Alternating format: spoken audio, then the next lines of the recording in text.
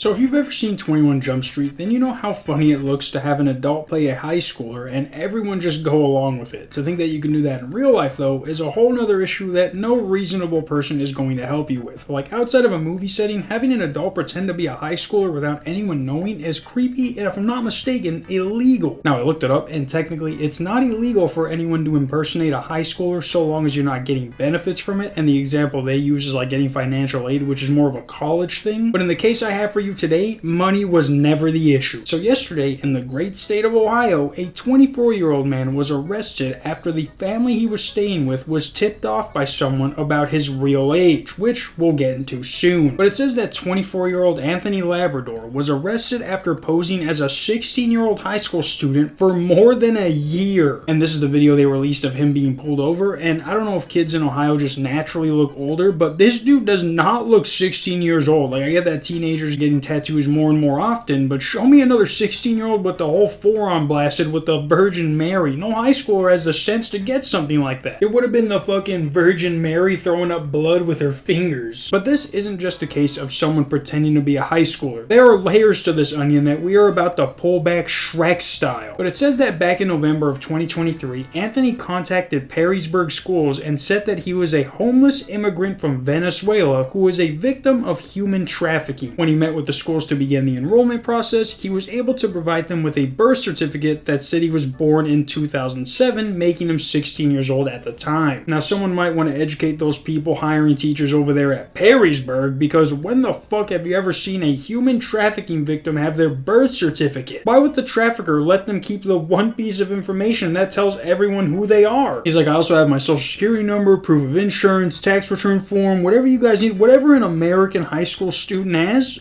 16-year-old, I have those for you. And they're like, you sound legit, right? You start tomorrow, here's a list of your classes. What are you, a freshman?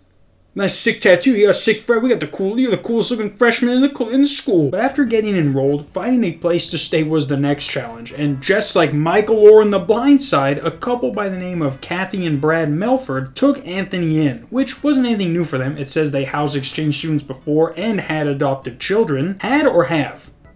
What happened to that? But it says that in March of 2024 is when Anthony started staying with them. Not sure what he did from November 2023 to March 2024, if he had told the school that he was homeless. Like, they don't mention at all what he did in that time. He went from enrolling in the school to living with this family. So basically, this school let a 16-year-old homeless Venezuelan immigrant enroll in their school without wondering what the fuck this kid's gonna do for the other 16 hours a day that he isn't at school. Guaranteed there are like 5 other students at this school who are doing the exact same thing, only the teachers are like, James?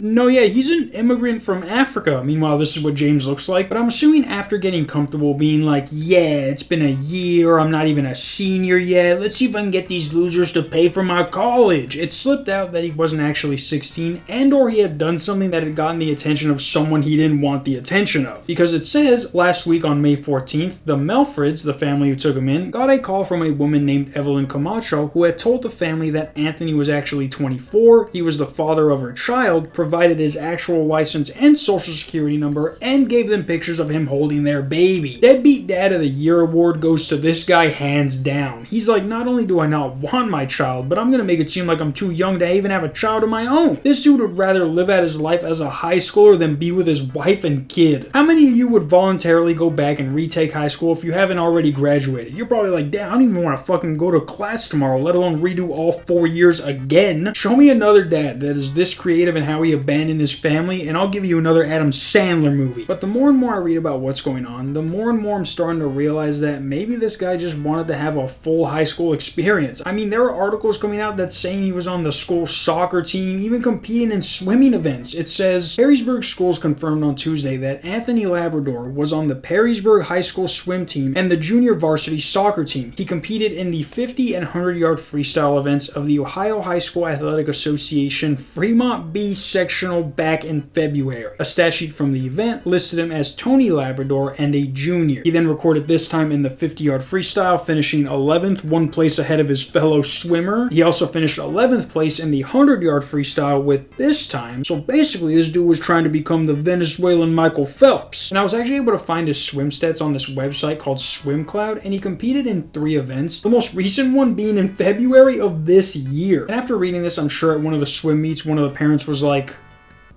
"Who's this man racing against my child? Do you see that tattoo on his forearm?" I mean, he sucked ass, never reaching top 10 in any event, but this goes back to me talking about how he just wanted to have a normal high school experience. Like, you guys want to know what the last guy who did this was charged with? This guy was charged with forgery and purpose to utter, whatever the F word that means. Now, I did look at the incident report, and it says that he also owned a car that was a 2005 yellow Honda Fit. So not only did the human traffickers leave him with a birth certificate, but they also left him with a car to get around and or sleep in. Nicest human traffickers I've ever seen, ever heard of. There's also this video of him in court talking to the judge, and he either can't understand or hear the judge clearly enough, or he's actually just stupid. Did you review a piece of paper explaining your rights today?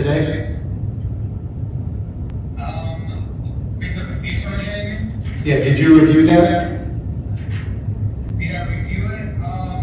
No. But yeah, guys, if you're thinking about being a homeless immigrant looking for an education, try not to be one who looks straight out of 21 Jump Street. Already made that joke. Never mind, erase that. Forget that I ever said that. Until tomorrow, peace.